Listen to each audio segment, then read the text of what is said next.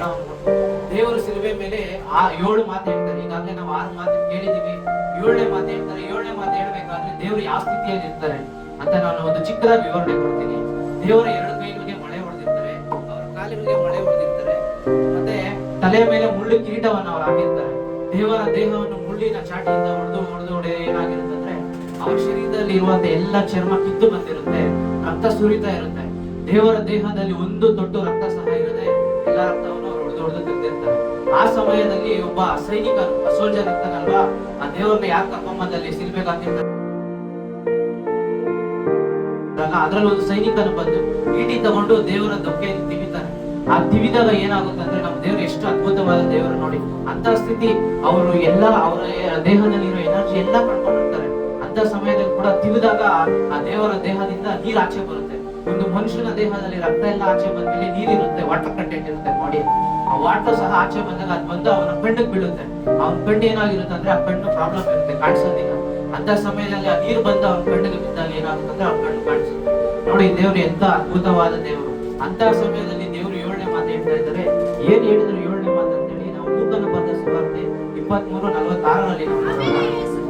ಆಮೇಲೆ ಯೇಸು ತಂದೆಯೇ ನನ್ನ ಆತ್ಮವನ್ನು ನಿನ್ನ ಕೈಗೆ ಒಪ್ಪಿಸಿಕೊಡುತ್ತೇನೆ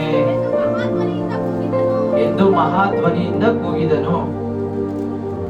ಇದನ್ನು ಹೇಳಿದ ಮೇಲೆ ಪ್ರಾಣ ಬಿಟ್ಟನು. ಹಲ್ಲೆಲೂಯಾ.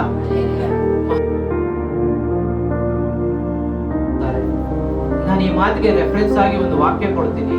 ಕೀರ್ತನೆಗಾರನಾದ ದಾವೀದನು ಬರೆದ ಕೀರ್ತನೆಯ ಸುವಾರ್ತೆ 31ನೇ ಅಧ್ಯಾಯ 5ನೇ ವಾಕ್ಯದಲ್ಲಿ ನಾವು ನೋಡೋಣ.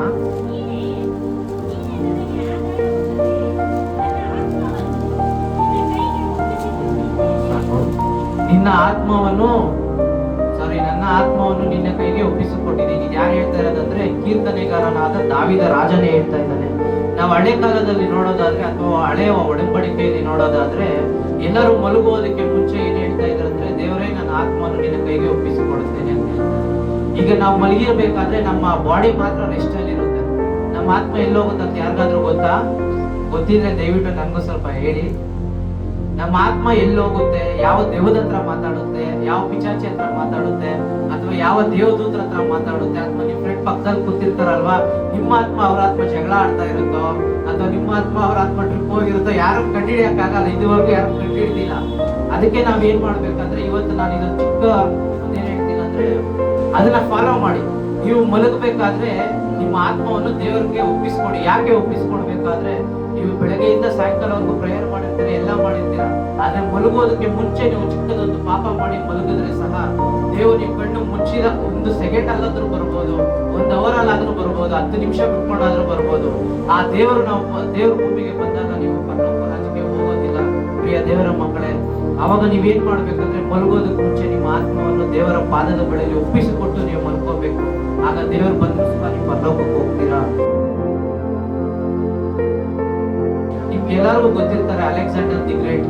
ಯಾರಿಗೆಲ್ಲ ಗೊತ್ತು ಅಲೆಕ್ಸಾಂಡರ್? ಓದೋ ಮಕ್ಕಳು ಎಲ್ಲರಿಗೂ ಗೊತ್ತಿರುತ್ತೆ ಅಲೆಕ್ಸಾಂಡರ್ ಅವ್ನು ಏನಂದ್ರೆ ಇಡೀ ಪ್ರಪಂಚನ ಅವ್ನು ಕಾಂಕ್ವೈರ್ ಮಾಡ್ತಾನೆ, ಇಡೀ ಪ್ರಪಂಚನ ಅವ್ನು ಗೆಲ್ತಾನೆ. ಅವನ ಹತ್ರ ಇಲ್ದಿರೋದಂತ ಏನೂ ಇರೋದಿಲ್ಲ. ಅವನ ಹತ್ರ ವಜ್ರ ಇರುತ್ತೆ, ವೈಡೂರ್ಯ ಇರುತ್ತೆ, ಮಂತ್ರಿಗಳಿರ್ತಾರೆ, ಸೈನ್ಯಗಳಿರುತ್ತೆ, ಕುದುರೆಗಳಿರುತ್ತೆ, ರಥಗಳಿರುತ್ತೆ, ಡಾಕ್ಟರ್ಸ್ ಇರ್ತಾರೆ, ಎಲ್ಲಾ ತರದ ವ್ಯಕ್ತಿಗಳು ಅವನ ಹತ್ರ ಇರ್ತಾರೆ, ಎಲ್ಲಾ ತರದ ಸಂಪತ್ತುಗಳು ಅವನ ಹತ್ರ ಇರ್ತದೆ. ಆದ್ರೆ ಅವ್ನು ಸಾಯುವಾಗ ಒಂದು ಇಡೀ ಪ್ರಪಂಚಕ್ಕೆ ತಿಳಿಯುವಂತ ಒಂದು ಮಾಡ್ಬಿಟ್ಟು ಒಂದು ಎಲ್ಲರಿಗೂ ಗೊತ್ತಾ? ಒಬ್ರು ಗೊತ್ತು. ಸಾಯ್ಬೇಕಾದ್ರೆ ಎಂತೆಂತ ಡಾಕ್ಟರ್ನ ನೋಡ್ತಾರೆ. ಅವನಿಗೆ ವೈನಲ್ಲಿ ವಿಷ ಹಾಕಿ ಕೊಟ್ಟಿರ್ತಾರೆ ಅಲೆಕ್ಸಾಂಡರ್ಗೆ. ಅವನ ಜೊತೆಲಿರೋರೇ ವಿಷ ಹಾಕೊಟ್ಟಿರ್ತಾರೆ. ಆ ವಿಷಕ್ಕೆ ಆ ಡಾಕ್ಟರ್ಸ್ ಎಲ್ಲ ತುಂಬಾ ಪ್ರಯತ್ನ ಪಡ್ತಾರೆ, ಏನ್ ಮಾಡಿದ್ರು ಅವ್ನ ಪ್ರಾಣ ಉಳಿಸ್ಕೊಳ್ಳೋದಕ್ಕೆ ಆಗ್ಲಿಲ್ಲ. ನಾನು ಯಾಕೆ ಅಲೆಕ್ಸಾಂಡರ್ ಸ್ಟೋರಿ ಹೇಳ್ತಾ ಇದ್ದೀನಿ ಅಂದ್ರೆ ಇದರಲ್ಲಿ ನನ್ನ ವಾಕ್ಯಕ್ಕೆ ರಿಲೇಟ್ ಆಗಿರುವಂತ ಚಿಕ್ಕ ಅಂಶ ಇದೆ. ಅದಕ್ಕಾಗಿ ಈ ವಾಕ್ಯ ತಗೊಳ್ತಾ ಇದ್ದೀನಿ.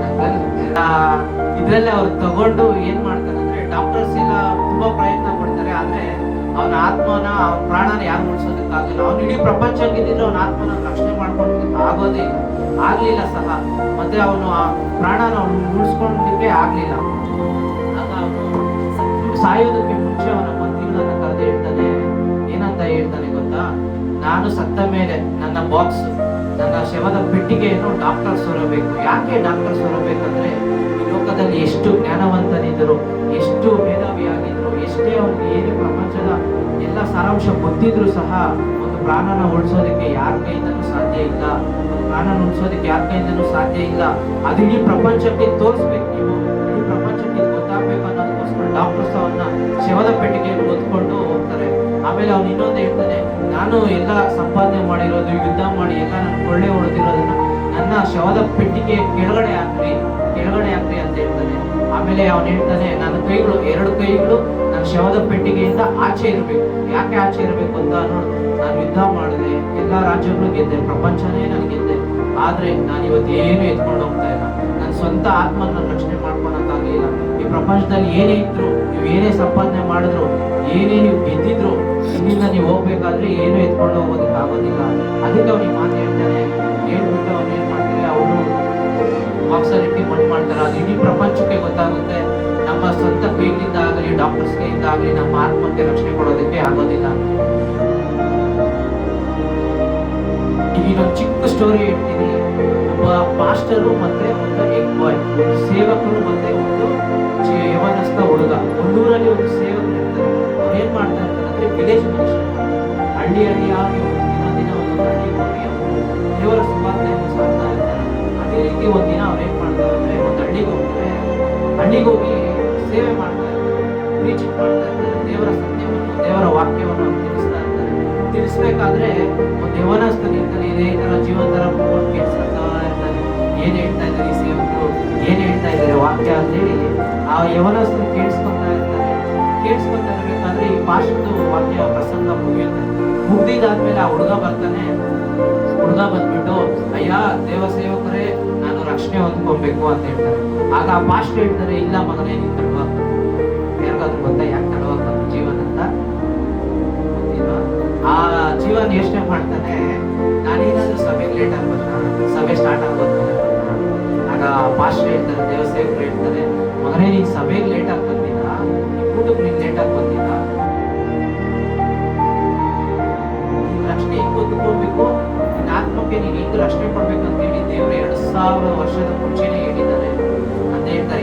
ಹೆಂಗಂದ್ರೆ ನೀವು ದೇವರಲ್ಲಿ ರಕ್ಷಣೆ ಹೊಂದ್ಕೋಬೇಕಂದ್ರೆ ನೀನು ಏನು ಮಾಡ್ಬೇಕಾಗಿಲ್ಲ. ಸಂಪಾದನೆ ಮಾಡಿರೋ ಆಸ್ತಿ, ಅಥವಾ ನೀವು ಸಂಪಾದನೆ ಮಾಡಿರೋ, ನಿಮ್ಮ ಅಪ್ಪ ಸಂಪಾದನೆ ಮಾಡಿರೋ, ನಿಮ್ಮ ತಾತದ ಸಂಪಾದನೆ ಮಾಡಿರೋ ಯಾವ ಆಸ್ತಿನೂ ದೇವ್ರು ಕೊಡ್ಬೇಕಾಗಿಲ್ಲ.